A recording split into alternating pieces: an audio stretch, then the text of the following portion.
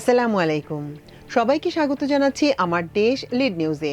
সঙ্গে আছি আমি তামান্না মিনহাজ।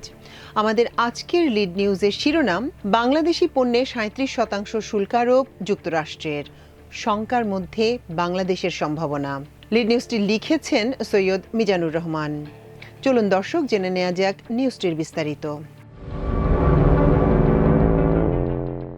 আমেরিকার নতুন শুল্ক নীতির আওতায় বাংলাদেশি পণ্যের উপর শুল্ক হার বাড়িয়ে নির্ধারণ করা হয়েছে ৩৭%। এতদিন এই হার ছিল ১৫%। প্রেসিডেন্ট ডোনাল্ড ট্রাম্পের প্রশাসন নতুন এই সিদ্ধান্ত নেয় বাংলাদেশের তৈরি পোশাক শিল্পের উপর প্রভাব পড়তে পারে বলে প্রাথমিকভাবে শঙ্কা রয়েছে। তবে যেহেতু আমেরিকার এই সিদ্ধান্ত শুধুই রাজনৈতিক নয়, তাই বাংলাদেশের জন্য সম্ভাবনার দুয়ারও খোলা রয়েছে বলে মনে করছেন রপ্তানিকারকরা। রপ্তানি খাতের উদ্যোক্তা ও বিশ্লেষকরা বলছেন, বর্তমানে আমেরিকার পণ্য বাংলাদেশের বাজারে প্রবেশের ক্ষেত্রে ৭৪% শুল্ক রয়েছে। এটি কমিয়ে অর্ধেকে আনলেও বাংলাদেশ আর্থিকভাবে ক্ষতিগ্রস্ত হবে না, কারণ এগুলো মৌলিক পণ্য নয়। অন্যদিকে আমেরিকায় বাংলাদেশি রপ্তানি পণ্যের সবই মৌলিক চাহিদার পণ্য, আর এই সুযোগ কাজে লাগাতে পারে বাংলাদেশ।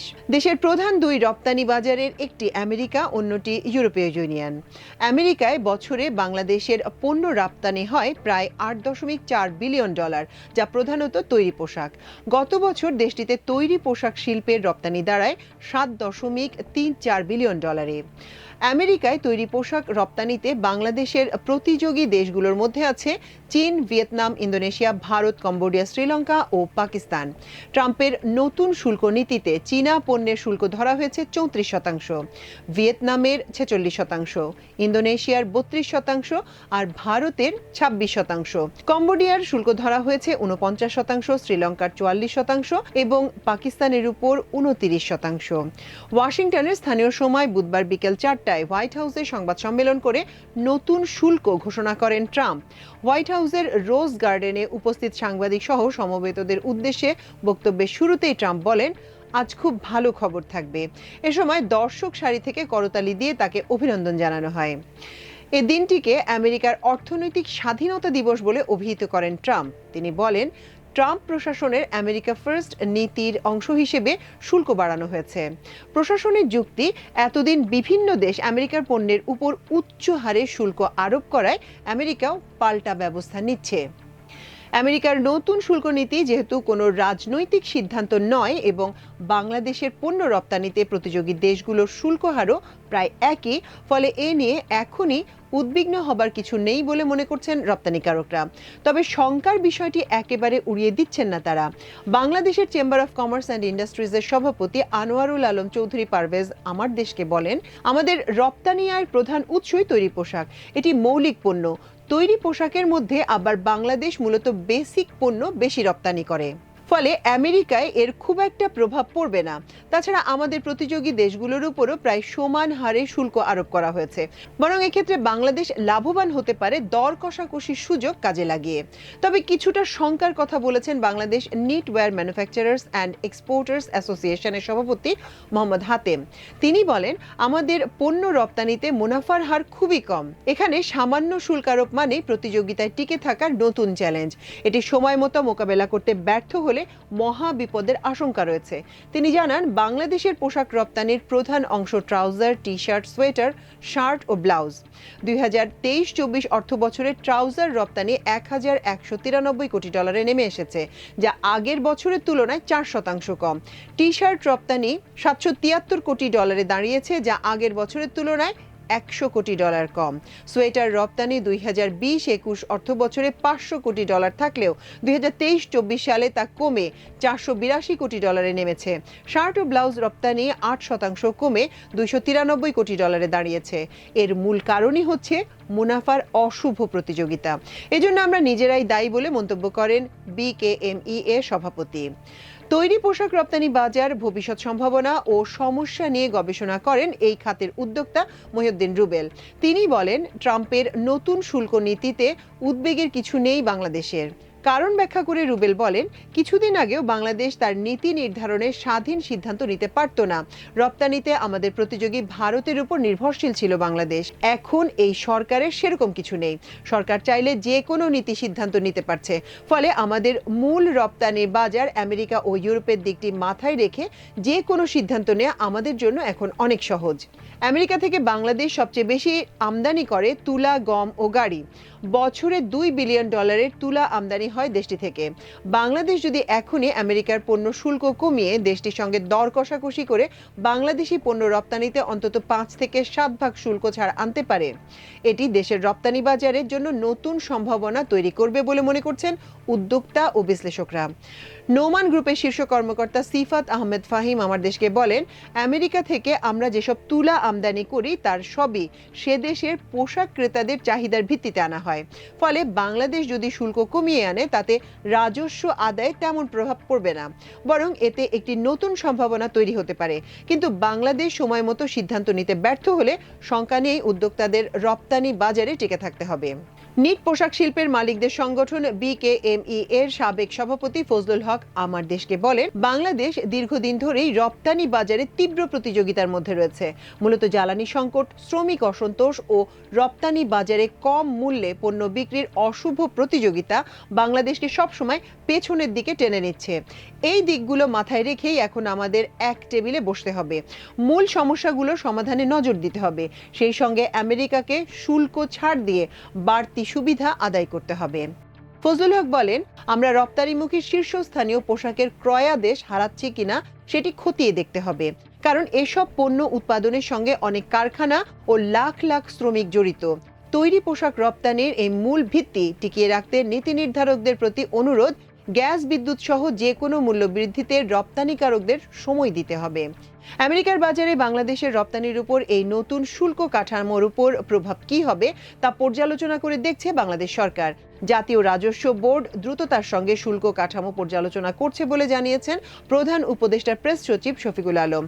সরকার সম্ভাব্য কৌশল হিসেবে আমেরিকার সঙ্গে দ্বিপাক্ষিক আলোচনার উদ্যোগ নিচ্ছে এবং বিকল্প বাজার সম্প্রসারণের বিষয়টি বিবেচনা করছে বলে জানান তিনি।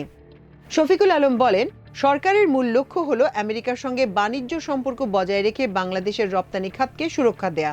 তিনি বলেন, আমেরিকা বাংলাদেশের ঘনিষ্ঠ বন্ধু ও আমাদের বৃহত্তম রপ্তানি গন্তব্য। ট্রাম্প প্রশাসন দায়িত্ব গ্রহণের পর থেকে আমরা দুই দেশের মধ্যে বাণিজ্য ও বিনিয়োগ সহযোগিতা বৃদ্ধির লক্ষ্যে একসঙ্গে কাজ করে আসছি। আমেরিকার সঙ্গে আমাদের চলমান কার্যক্রম শুল্ক সমস্যা সমাধানে সহায়তা করবে বলে প্রত্যাশা করা হচ্ছে। বিশ্লেষকরা মনে করছেন, বাংলাদেশের উচিত আমেরিকার পণ্যের উপর প্রচলিত ৭৪% শুল্ক কমিয়ে ৩০% করা, যাতে পাল্টা ব্যবস্থা হিসেবে বাংলাদেশি পণ্যের উপর আমেরিকার শুল্ক কমতে পারে। এই কৌশল অনুসরণ করলে বাংলাদেশের রপ্তানিতে ইতিবাচক পরিবর্তন আসতে পারে। বাংলাদেশ মূলত মধ্যম ও কম দামের পণ্য রপ্তানি করে। এসব পণ্যের দাম আমেরিকার বাজারে $20 থেকে $60 মধ্যে। অন্যদিকে ভিয়েতনাম, চীন, ভারত এখন উচ্চ মূল্যের পোশাক রপ্তানি করছে। ফলে তারা যতটা আক্রান্ত হবে, বাংলাদেশ ততটা হবে না বলেই মনে করছেন বিশ্লেষকরা। আন্তর্জাতিক বাজার বিশেষজ্ঞদের মতে, ট্রাম্পের এই পাল্টা ব্যবস্থা শুল্ক বিশ্বকে বাণিজ্য যুদ্ধের দিকেও ঠেলে দিতে পারে। এই শুল্ক আমেরিকার বাজারেও মন্দা পরিস্থিতি তৈরি করবে বলে আশঙ্কা প্রকাশ করেছেন একাধিক বিশেষজ্ঞ ও বাজার সমীক্ষা সংস্থা। ইতিমধ্যেই তার লক্ষণ দেখা গেছে। ট্রাম্প যখনই শুল্ক নিয়ে কিছু বলেছেন বা সিদ্ধান্ত পরিবর্তন করেছেন, তাৎক্ষণিকভাবে আমেরিকার শেয়ার বাজারে তার প্রভাব পড়েছে। শুল্কের কারণে আমেরিকায় বিভিন্ন পণ্যের দাম বাড়বে। ট্রাম্প বিদেশি গাড়ি যেমন ইউরোপীয় বা কোরীয় কিংবা জাপানি গাড়িতে শুল্ক আরোপ করেছেন। কারণটা পরিষ্কার, তিনি চান দেশের মানুষ নিজস্ব পণ্যে যেমন ফোর্ড গাড়ি বেশি কিনুক।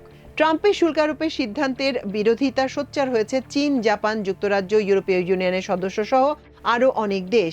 দেশগুলো দেয়া তাৎক্ষণিক প্রতিক্রিয়ায় তাদের ব্যাপকভাবে ক্ষুব্ধ হওয়ার বিষয়টি উঠেছে বলে জানিয়েছে আন্তর্জাতিক সংবাদ মাধ্যমগুলো।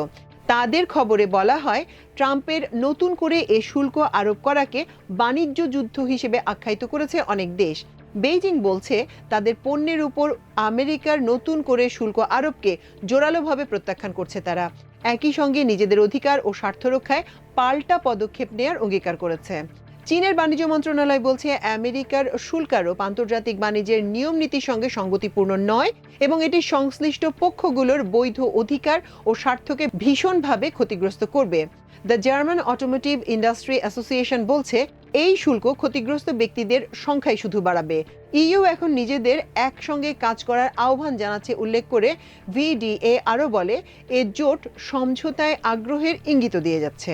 জার্মান কেমিক্যাল ইন্ডাস্ট্রির সবচেয়ে বড় বাজার আমেরিকায় প্রতিষ্ঠানটি ইইউকে মাথা ঠান্ডা রাখার অনুরোধ জানিয়ে বলেছে উত্তেজনা শুধু ক্ষতিই বাড়াবে। আমেরিকায় রপ্তানি পণ্য 24% শুল্ক আরোপের শিকার জাপান।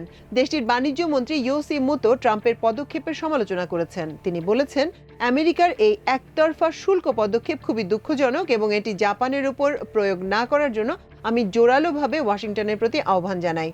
দেশটির মুখ্য ক্যাবিনেট সেক্রেটারি ইয়োশিমাসা ইয়াসি সাংবাদিকদের বলেন এই শুল্ক আরোপ বিশ্ব বাণিজ্য সংস্থার বিধিমালা ও দুপক্ষের মধ্যকার বাণিজ্য চুক্তির লঙ্ঘন হয়ে থাকতে পারে। আমেরিকার সঙ্গে একটা অর্থনৈতিক চুক্তিতে আবদ্ধ হতে যুক্তরাজ্য শান্ত ও প্রতিশ্রুতিবদ্ধ থাকবে বলে জানান ব্রিটিশ বাণিজ্য মন্ত্রী জনাথন রেনল্ডস। তিনি বলেন এমন চুক্তি যুক্তরাজ্যের রপ্তানি পণ্যের উপর আরোপ করা 10% শুল্ক কমাতে সহায়তা করতে পারে। কানাডার প্রধানমন্ত্রী মার্ক কার্নি হুঁশিয়ারি উচ্চারণ করে বলেছেন এই শুল্ক আরোপ বিশ্ব বাণিজ্য ব্যবস্থাকে মৌলিকভাবে বদলে দেবে। আমরা পাল্টা পদক্ষেপ নিয়ে এই শুল্ক মোকাবেলা করতে যাচ্ছি। আমরা আমাদের কর্মীদের সুরক্ষা দিতে চলেছি। ব্রাজিলের আইনসভা ইকোনমিক রেসিপ্রসিটি ল নামে একটি আইনের অনুমোদন দিয়েছে। এতে লাতিন আমেরিকার বৃহত্তর অর্থনীতির দেশটির রপ্তানি পণ্যের উপর 10% শুল্ক আরোপের পাল্টা ব্যবস্থা নিতে নির্বাহী বিভাগকে অনুমতি দেওয়া হয়েছে বলে জানিয়েছে এএফপি।